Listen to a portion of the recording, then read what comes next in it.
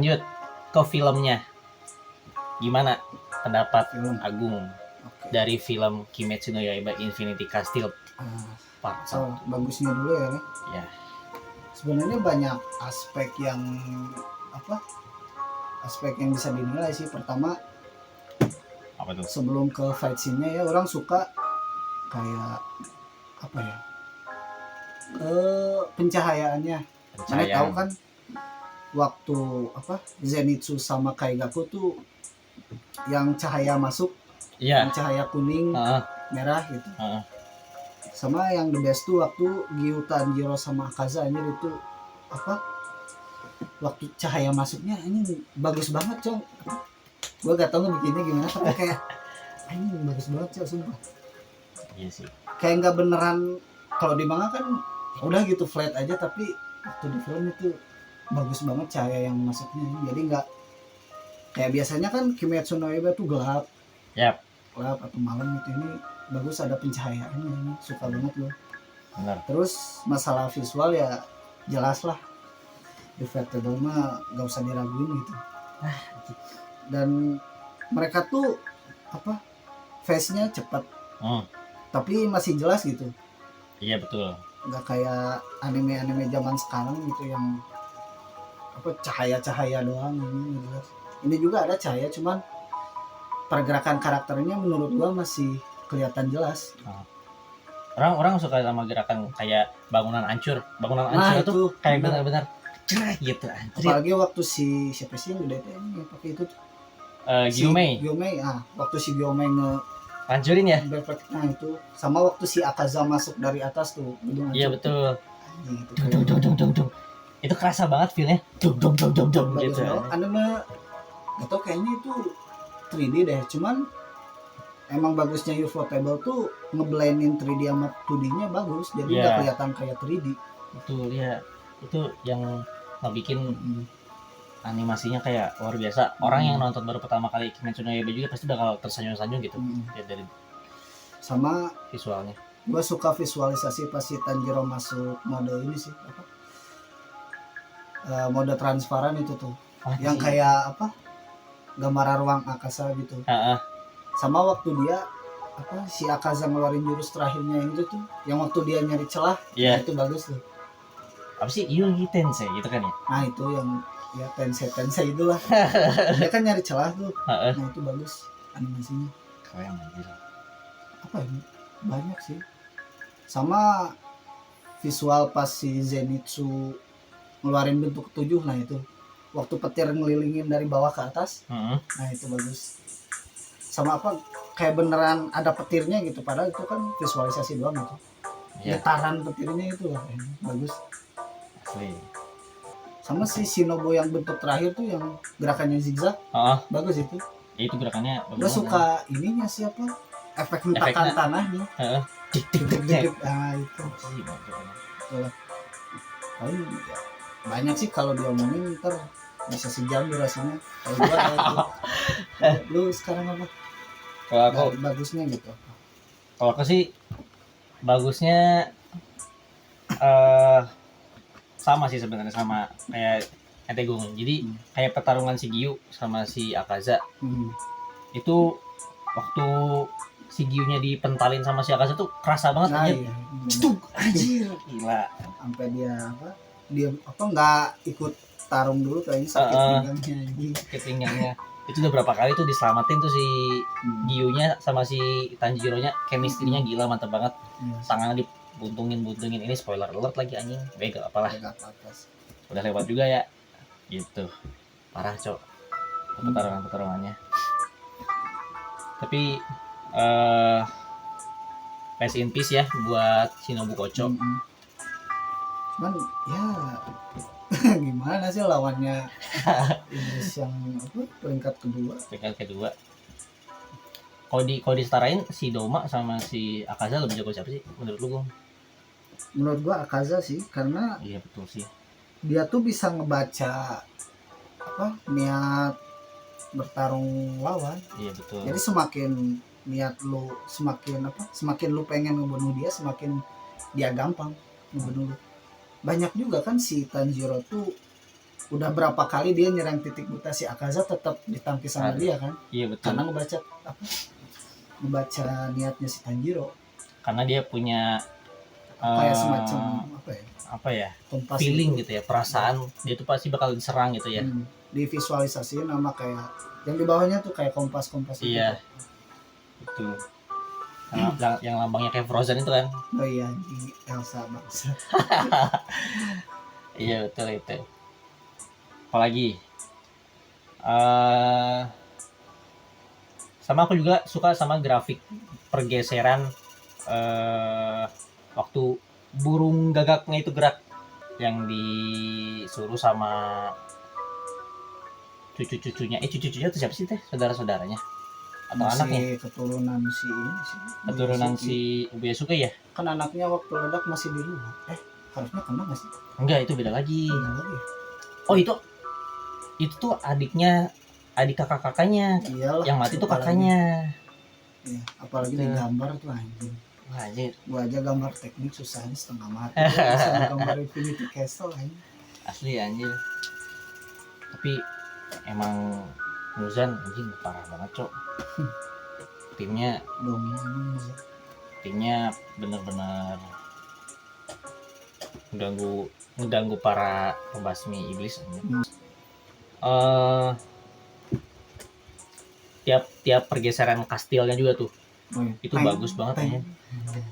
Wah, kalau sebenarnya menurut orang ini pergeseran kastil itu sama yang muncul pintu tiba-tiba kebuka itu lebih jauh beda sama dari yang film terakhirnya Kimetsu no Yaiba yang series apa? Iya, yang season terakhir yang iya, yang season terakhir training itu. Itu rada beda sih. Ada dimensinya, rada naik lah visualnya. Iyalah, movie lebih bagus anjir. Movie pasti lebih bagus visualnya. Ya. Apalagi Gung? Oh, sama ini belum kita Rating. bahas nih. Apa? Flashbacknya Akaza, Cok. Oh, flashbacknya Akaza. Itu kebantu banget sama voice actingnya si Akazanya menurut gue. Iya. Apalagi ya ini sekali lagi spoiler alert ya.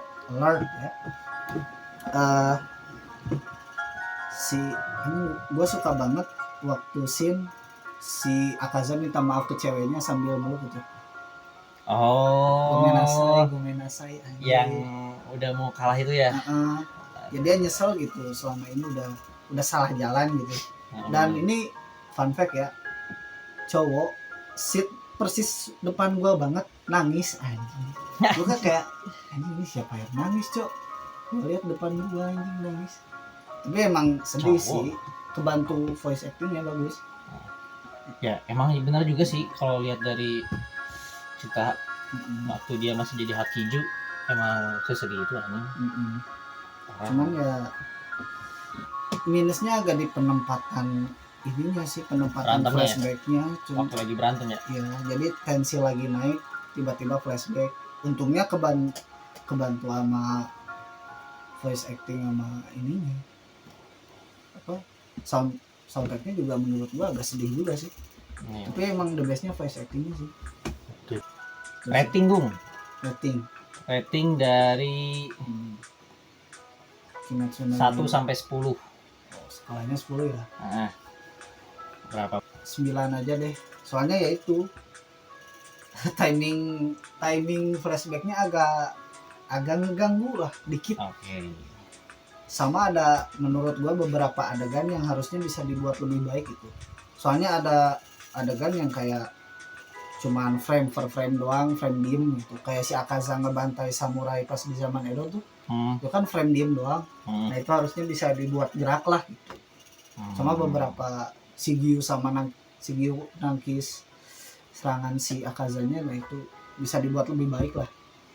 Kalau orang ratingnya itu 9,5 karena menurut gue ini animenya benar-benar visual, dari segi visualnya, musiknya, terus dari cara pergerakan karakternya, bertarungnya yang sampai ada cahaya-cahaya keluar itu, pedangnya hancur, terus Emang pencahayaannya yang the best sih di film itu. Heeh. Pas banget. Pokoknya Akazanonya tuh kerasa gitu sampai ke dada gitu. Duk gitu. Kerasa banget anjir.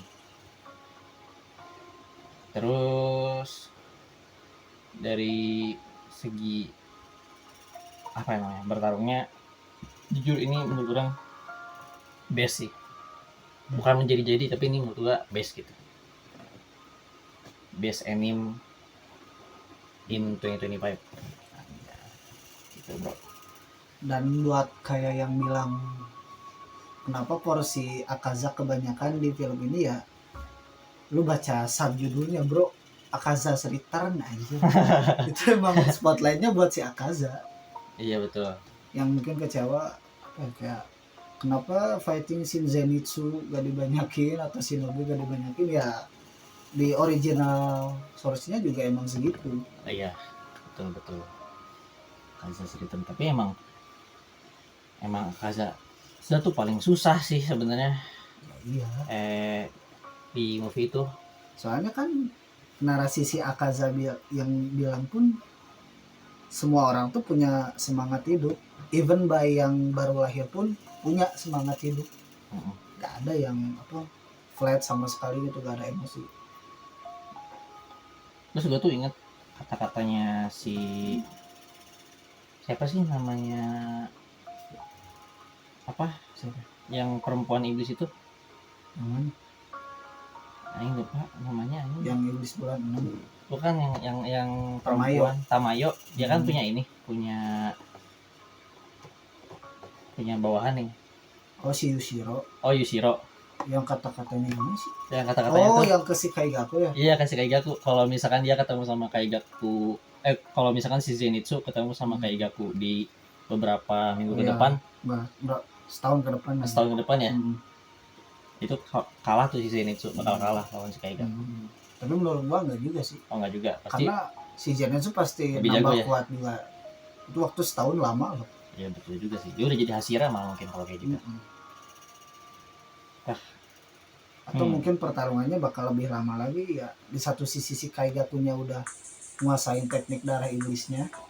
Si Zenitsunya ya udah mungkin udah dia kan bisa naikin level tuh si teknik pernafasan pertamanya jadi 6 sambaran, 8 sambaran. Iya betul. Nah, bisa aja yang ke-7 jadi berapa kali lipat gitu.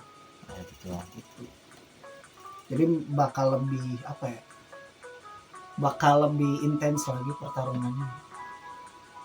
Cuman kalau yang menang ya kayaknya tergantung stamina mungkin sih. Kalau si Zenitsunya tahan lama kan iblis staminanya nggak habis-habis kecuali dibakar sama matahari kan. Oke. Ini itu aja sih kalau buat dari review film Kimetsu no Yaiba season 1 part 1 Infinity Castle part 1. Ya tungguin lah, katanya 2 tahun sekali kan. Iya betul, katanya 2 tahun sekali. Buat yang protes juga kenapa lama banget sih 2 tahun. Bro, pembuatan film animasi itu lama. Kalau lu mau hasilnya bagus ya One for all. Ya itu tuh menurut gua 2 tahun cukup lah. Iya betul. Ideal itu 2 tahun ya, sabar gitu. Paling cepat 1,5 nggak sih? Iya paling cepat 1,5 tahun. Pasti nanti ada bakal informasi, kita ini udah lalu setahun pasti ada informasi lagi, tak percaya nggak sih? Gue yakin kayak gitu deh. Kalau hasilnya mau maksimal ya 2. Memang butuh waktu. Iya betul. Daripada kayak One for All. Beta buka gudang, benderanya hilang. One for all gitu. Satu untuk semua. Ya udah. Mungkin itu doang yang mau kita bahas soal KMY dan sedikit-sedikit ada yeping. Ya. Oke, thank you teman-teman yeping. Oke.